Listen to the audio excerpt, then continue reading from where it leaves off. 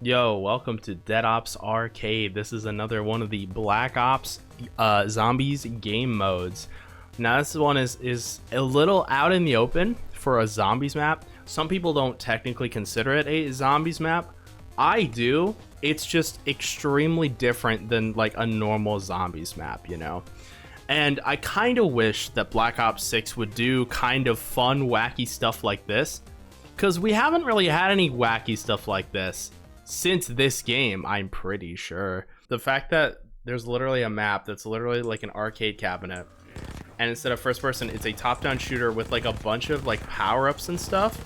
It's just like a fun vibe, you know? It's like, it's super chill, which is really nice. If you want a little break from first person action, which can be intense sometimes, this is a fun little break. And I kind of wish Black Ops 6 would do kind of more fun stuff like this, you know, especially because Liberty Falls looks kind of boring, I'm not gonna lie, but maybe that's because they haven't revealed most of the map. Terminus looks good, but it kind of looks kind of not boring, but Terminus Island, although it looks really fun, I feel like it's gonna get really stale really fast in terms of its presentation. It's an island, like it's a huge island. It's huge, and you can like go on the water and stuff, and that's really cool. But the island just kind of looks like a jungle, like a basic kind of jungle vibe. And this is also like an island jungle vibe, but this is a little bit different because it's top down. You have like all these cool power-ups. Look, I just got a freaking ray gun. And while I admit, yes, this doesn't have perks, yes, this doesn't have a mystery box, it's just like a fun little mode that's like in the base game.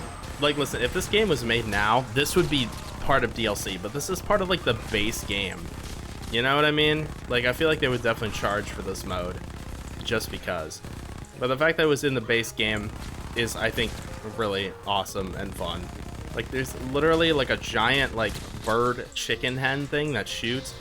There's like a giant gorilla that appears out of nowhere that tries to like steal your stuff. It's just like a fun vibe, you know? There's bonus rooms where you can get all this freaking loot. The music is very like retro, you know? That's the other thing with Black Ops 1, is that each map for zombies was a zombies map. And I feel like part of the problem with Black Ops 6 right now is that Liberty Falls is also a multiplayer map, which I feel like something that a lot of people don't talk about is the fact that Nuketown is a multiplayer map, but there's also Nuketown Zombies, which was in, obviously Nuketown's in Black Ops 1, but Nuketown was also in Black Ops 2, and in Black Ops 2 they made it a zombies map as well, and people loved that. People weren't throwing a fit over that. So the fact that people are throwing a fit over Liberty Falls is really interesting to me, because they've done this years ago and nobody cared, and now all of a sudden they care.